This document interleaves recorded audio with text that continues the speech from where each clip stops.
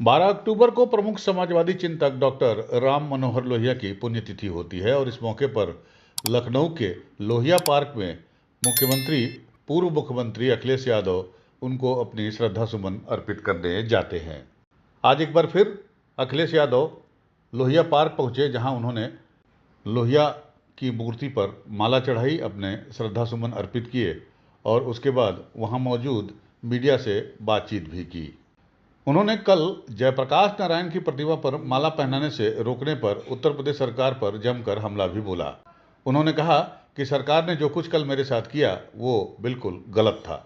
सरकार का ये कहना है कि वहाँ जानवरों यानी कीड़े मकोड़ों के चलते आप वहाँ नहीं जा सकते हैं, तो जानवर तो हर सड़क पर घूम रहे हैं, तो क्या इसका मतलब हम सड़क पर नहीं चल सकते?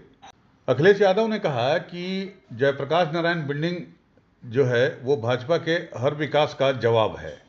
ये लोग विनाशकारी और जातिवादी हैं, हत्याओं का संतुलन बनाने के लिए एक के बाद एक हत्या करवाते हैं। मगर देश अब समझ गया है कि बीजेपी की ये राजनीति सफल नहीं होने वाली है। आरएसएस प्रमुख मोहन भागवत का जो बयान सामने आया है और उनका ये कहना कि बांग्लादेशी हिंदुओं की मदद करनी चाहिए, इस बयान पर अखिलेश यादव ने कहा कि ये महत्वपूर्ण नहीं है कि कौन क्या कह रहा है। जब भारत को बांग्लादेश की रक्षा करनी चाहिए थे तब ये लोग कहाँ थे? मुझे इस पर कुछ नहीं कहना। ये देश सबका है। आज़ादी के बाद जब देश बना तो मुसलमान भी साथ थे। मुसलमानों ने भी इस देश की आज़ादी के लिए कुर्बानियाँ दी हैं। भारतीय संविधान के मुताबिक हमें सभी का सम्मान करना सीखना होगा। रेल दुर्घटनाओं पर भी अखिलेश यादव ने कहा कि रेल मंत्रालय पर भी पहले कई सवाल उठाए गए हैं। उन्होंने कहा था कि वे रेलवे में सुधार करेंगे, दुर्घटनाओं को कम करेंगे, पटरियाँ ठीक करेंगे।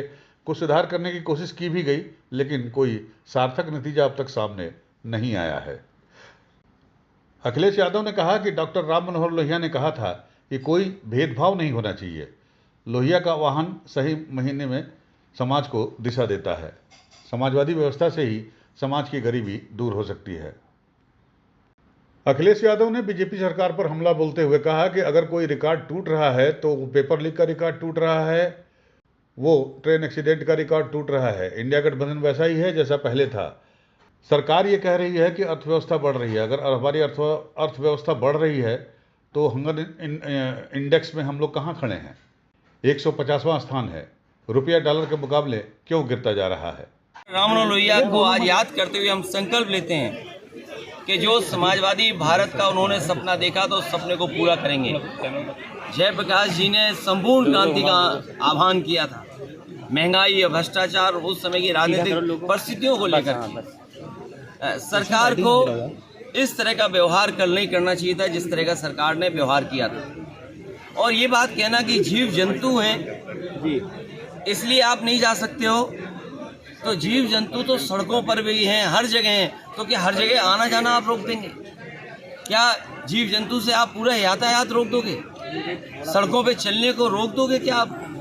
ये केवल बहाना था अपनी नाकामी छिपाने के लिए, क्योंकि आज भी जिम्नेसी जो बिल्डिंग जो स्मारक दिखाई देता है वो भारतीय जनता पार्टी के हर विकास को फीका कर रहा है। उन्हें लगता है कि ये विकास जो है वो उनकी आंखों में चुभता है, उन्हें बुरा लगता है। इसलिए मैंने कहा ये विनाशकारी लोग हैं। इनके भाव देखो विनाशकारी हैं, इनके काम करने के तरीके विनाशकारी हैं। खड़ा होना चाहिए।